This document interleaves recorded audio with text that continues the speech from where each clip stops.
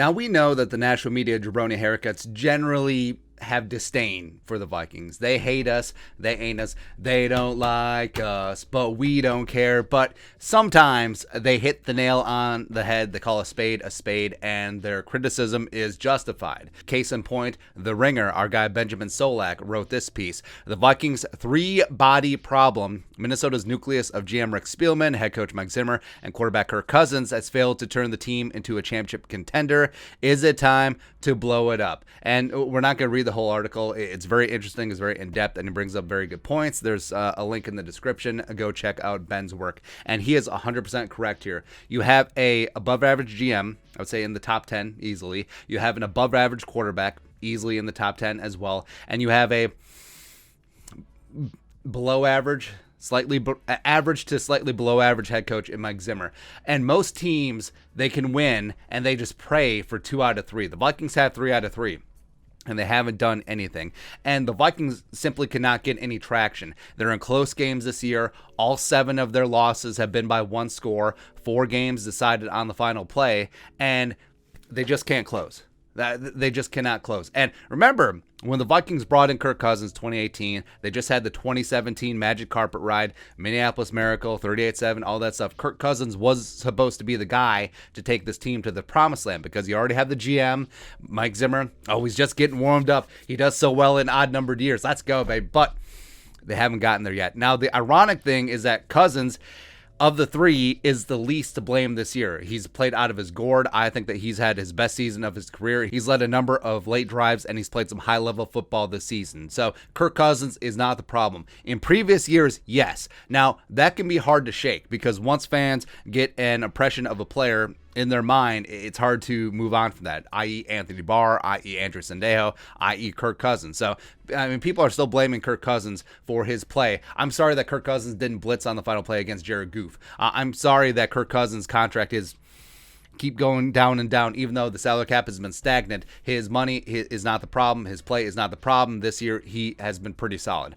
But Zimmer, game management decisions, his soft-ass defense, even though he claims he's never had a bad defense before, that is the main culprit this season. And Rick Spielman, even though, hey, we love Rick Spielman, I think that he should stay as GM, and we're a bit of Spielman apologists, he's not without blame here either, because obviously he can't do anything about injuries, but some questionable depth, because next man up mentality, it doesn't quite work when the next man isn't up for the job. And could losing George Payton and Kelly Klein to the Broncos, as well as Scott Studwell retiring, is some of that brain drain out of TCO Performance Center Bar and Grill impacting the Vikings on the field personnel-wise? It's possible.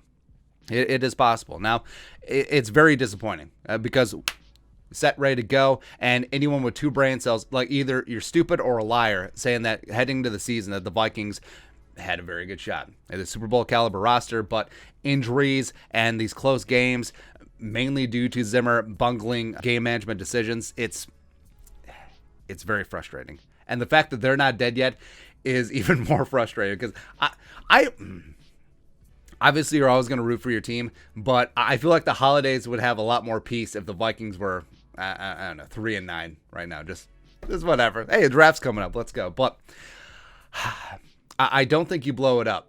I think that it is a partial demolition. Like, you take out one wall, and that one wall is going to be Mike Zimmer. So he has got to go. And Rick Spielman, yes, you could say it would be very controversial if he picks his 3rd head coach, because he rubber stamped the idea of making Leslie Frazier interim head coach. He hired Mike Zimmer, and through 8 years, they haven't made a big leap forward. And it's the title game, sure, but beyond that, I mean, that's 4 years ago, man.